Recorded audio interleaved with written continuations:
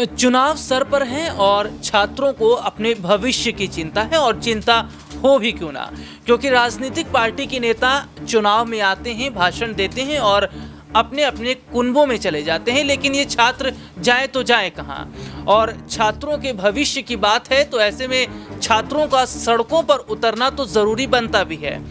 उत्तर प्रदेश के प्रयागराज में छात्रों का एक बड़ा हुजूम हम देख रहे हैं और ये छात्र ऐसे ही प्रोटेस्ट नहीं कर रहे। इन छात्रों की कुछ मांगे हैं, क्या मांगे हैं इस पर भी आज हम बात करेंगे, लेकिन सीधे तौर पर ये देखा जा रहा है कि चुनावी मंच पर जहां कोई 15 मिनट मांग रहा है तो कोई कह रहा है कि मुझे 15 सेकंड दे दीजिए, कोई ये कह रहा है कि बट जाओगे तो कट जाओगे, कोई ये कह रहा है कि एक रहेंगे तो सेफ रहेंगे। छात्रों की कोई चिंता नहीं करता, उनके फ्यूचर की कोई चिंता नहीं करता, उनके भविष्य की चिंता नहीं की जाती है। परीक्षाओं को कैसे बेहतर किया जाए, जो स्टूडेंट्स परीक्षा देने आते हैं, अलग अलग राज्यों से आते हैं, उनके लिए क्या सुविधा होनी चाहिए और आसान और क्या हो जाए, इस पर बात नहीं होती है। बात केवल धर्म और जाति की होती है। विस्तार से आज तमाम मुद्दे हैं जिन पर हम बात करेंगे, लेकिन प्रयागराज में क्या चल रहा है थोड़ा सा इस पर जो है अपने दर्शकों को बता देते हैं। प्रयागराज में बहुत सारे ऐसे छात्र हैं जो सड़कों पर उतरे हैं। उनकी मांगे क्या है? वन डे, जी हाँ, उनकी मांग यह है कि एक दिन में एक ही पेपर हो, यानी कि वन डे वन शिफ्ट की वो बात यहाँ पर करते नजर आ रहे हैं। और उनकी मांग जायज़ भी है कि एक दिन में एक ही पेपर हो तो ये ज़्यादा बेहतर है, क्योंकि एक दिन में हम देखते हैं बहुत सारे ऐसे एग्ज़ाम्स होते हैं जो एक ही दिन में दो तरीके के करवाए जाते हैं, जिसमें मौखिक भी होता है, जिसमें रिटर्न भी होता है। लेकिन ये जो छात्र मांग जो लेकर उतरे हैं सड़कों पर, और एक ही अगर हम बात करें उत्तर प्रदेश में जो लोक सेवा आयोग है उस परीक्षा को लेकर बात हो रही है। इसमें 3-4 परीक्षाएं और भी हैं, इस पर तमाम राजनीतिक पार्टी के नेताओं का भी बयान आया है। लेकिन इस मुद्दे को आगे बढ़ाने से पहले हम हमारे साथ जो हमारे खास सहयोगी अमन सर इस वक्त मौजूद हैं। सर, सबसे पहले तो इस प्रोग्राम में बहुत बहुत स्वागत है सर आपका। और सर, इस चुनाव में अगर हम देखते हैं, चाहे सत्ता पक्ष हो या विपक्ष, किसी भी राजनीतिक पार्टी के नेता ने बच्चों के भविष्य की बात नहीं की है, एग्ज़ाम्स को लेकर बात नहीं की है, उनका फ्यूचर कैसे सिक्योर किया जाए इसकी बात नहीं हो रही है। बस बात ये हो रही है कि तुम मुझे 15 मिनट दे दो तो मैं वहाँ आके आतंक मचा दूंगा, तुम मुझे 15 सेकंड दे दो तो मैं आग लगा दूंगा। कोई कह रहा है कि अगर तुम बढ़ जाओगे तो कट जाओगे, कोई कह रहा है कि एक रहोगे तो सेफ रहोगे।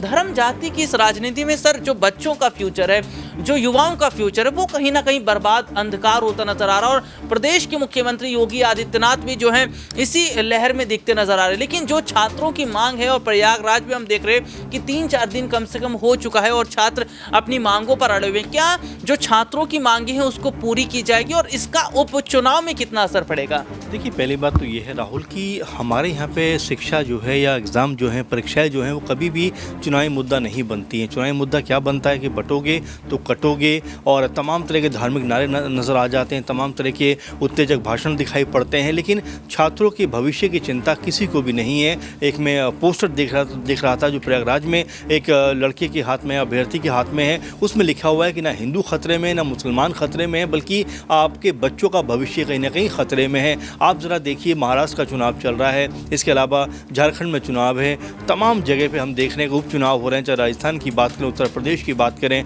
बिहार की बात करें, मध्य प्रदेश की बात करें, और भी तमाम राज्यों में चुनाव है, लेकिन कहीं पर भी आपने शिक्षा को लेकर किसी भी नेता के मुंह से कोई बेहतर कह सकते हैं बयान या बेहतर कमेंट नहीं सुना होगा। कमेंट क्या सुना होगा कि जिसका कह सकते हैं कि छात्रों के भविष्य से कोई ताल्लुकात, कोई लेन देन नहीं है। तो अब जिस देश की हम भविष्य बनाने की बात करते हैं, जिस देश में हम शिक्षा में क्रांति लाने की बात करते हैं, बच्चों को बेहतर मुस्तकबिल के लिए कहने की सोच बनाते हैं, तो उस देश में अगर हम उल जुल मुद्दों पर बात करेंगे तो किस आधार पर हम ये कह सकते हैं कि हम बच्चों का भविष्य बनाना चाहते हैं? अब जरा हम प्रयागराज की बात करें, छात्रों की मांग क्या है? छात्रों की मांग सही तौर पर यह है कि भाई आप कहते हैं कि वन नेशन वन इलेक्शन, जब आप एक दिन में एक चुनाव कराने की बात करते हो समूचे देश में, तो आखिर एक पाली में आप सारा जो एग्ज़ाम है वो 2 पाली में या 2 दिन में या अलग अलग शिफ्टों में क्यों करा रहे हैं? आप एक बार में चुनाव का इसका कह सकते हैं कि जो एग्ज़ाम है, परीक्षा है, वो आप आयोजित करिए ताकि जो पेपर लीक होता है उसकी समस्या से निजात पाया जा सके। आप देखिए उत्तर प्रदेश समेत तमाम जगह पर जो पेपर लीक के मामले सामने आते हैं वो कहीं ना कहीं छात्रों का जो भविष्य है उसको अंधकार में कर देते हैं। आप देखिए ज़रा बीते साल की ही बात करें कि जिस तरह से 50-60 जो हज़ार की भर्ती थी पुलिस की, उसमें कई 70-80 लाख बच्चे पहुंच जाते हैं और वो परीक्षा का पेपर लीक हो जाता है, परीक्षा निरस्त कर दी जाती है। तो इन सब तमाम समस्याओं से निपटने के लिए क्या हम वन डे वन एग्ज़ाम की बात कर सकते हैं? तो क्या एक बार में हम जो परीक्षा है उसको संपन्न करा सकते हैं? अब अगर हम आयोग की बात करें तो आयोग ये कहता हुआ दिखाई पड़ता है कि भाई 10 लाख बच्चे हैं, इतने सेंटर हम कहाँ से लेकर आएंगे, ये मुमकिन नहीं है। तो फिर आप इस तरह की बातें क्यों करते हुए नज़र आते हो कि समूचा जो काम है वो हम एक बार में करा सकते हैं, लेकिन जब शिक्षा की बात आती है तब वहाँ पर आपके पास कोई ऑप्शन नहीं होता। तो आपको पता होना चाहिए कि बच्चों का अगर भविष्य बेहतर करना है तो उसके लिए क्या प्लान होना चाहिए, कितने सेंटर बनाए जाने चाहिए, कितने सेंटर जो है नए अगर डेवलप करने पड़े तो उनको कैसे डेवलप किया जाना चाहिए, उसके लिए कौन अथॉरिटी जिम्मेदार है, किसको ये कह सकते हैं किसके ऊपर जिम्मेदारी दी जाए। तो अगर इन चीज़ों पर बात होगी तो शायद बच्चों को कोई कन्फ्यूज़न नहीं होगी। आप देखिए ज़रा, जब भी किसी भी कह सकते हैं नौकरी के लिए जब परीक्षाएं होती हैं तो ट्रेनों में किस तरह छात्र जाते हुए नज़र आते हैं, खिड़की पर लटके हुए नज़र आते हैं, दरवाज़ों पर लटके हुए नज़र आते हैं, ट्रेन की छतों पर बैठे हुए नज़र आते हैं। तो ये अपने आप में बहुत बड़ा कह सकते हैं संकट है जिससे उबरने की ज़रूरत है। लेकिन 3-4 दिन हो गए छात्रों को, उनके ऊपर जिस तरह से हमले किए जा रहे हैं। आप देखिए कि छात्र ये भी कह रहे हैं कि सादी जो कह सकते हैं सादे कपड़ों में लोग हमारे पास आ रहे हैं, हमें नहीं पता कि पुलिस है कोई और है, वो हमारे साथ ज़ोर ज़बरदस्ती कर रहे हैं। कई छात्राओं ने भी ये बात कही कि उनके साथ भी कुछ जो है बहुत सारे ऐसे लोग हैं जो बदतमीज़ी करने का प्रयास कर रहे हैं। एक तरीके से कहा जाए तो उस आंदोलन को एक गलत डायरेक्शन देने का प्रयास कर रहे हैं। लेकिन महत्वपूर्ण बात इसमें यह है कि सरकार को छात्रों से बात करनी चाहिए, उनकी समस्याओं को सुनना चाहिए। लेकिन अगर उनके ऊपर आप लाठियाँ भांजोगे, उनकी आप पिटाई लगाओगे, उनको आप वहाँ से कह सकते हैं घसीटते हुए बाहर फेंकोगे, तो किस तरह से आप फिर ये बटोगे तो कटोगे नारा देते हुए नजर आते हो? क्या धर्म जात पे आपकी राजनीति आकर टिक गई है? आपको ये समझ में नहीं आता कि जो छात्र कल देश का भविष्य बनेंगे, कोई कह सकते हैं कि जो तमाम तरह की सेवाएं उसमें जाते हुए नजर आएंगे, लेकिन उससे पहले अगर आप इस तरह से उनका मनोबल तोड़ोगे तो अपने आप में कई तरह के सवाल उठ जाते हैं कि जो सीएम योगी उत्तर प्रदेश में सबसे मजबूत सीएम की पदवी रखते हैं अपने आप में, कि अगले चौराहे तक जो है कोई अगर क्राइम करता है तो अगले चौराहे तक नहीं पहुँच पाएगा, इस तरह के दावे करते हुए नजर आते हैं। लेकिन क्राइम रेट की बात करें तो उत्तर प्रदेश सबसे आगे कह सकते हैं नजर आता है। तो ये तमाम ऐसे कारण हैं जिनके ऊपर चर्चा होनी चाहिए। और देखिए, छात्रों को मैं फिर ये कहूँगा कि जो बच्चे हैं वो देश का भविष्य होते हैं, और आज 14 नवंबर भी है और आज चिल्ड्रन डे भी हम सेलिब्रेट करते हैं। तो बच्चे हैं, उनको अगर आप सही डायरेक्शन देंगे, अगर सही गाइडेंस देंगे, सही एक तजुर्बा देंगे तो शायद वो आगे चल के कुछ बेहतर जो है कार्य करने पाएंगे। लेकिन इस तरह से अगर वो अपने हकों की मांग कर रहे हैं, अगर कोई बात सरकार के सामने रख रहे हैं, तो क्या सरकार को ये होना चाहिए कि उनके ऊपर लाठियाँ भांजी जाए, उनको पिटाई लगाई जाए, उनको घसीटते हुए कह सकते हैं बाहर फेंका जाए?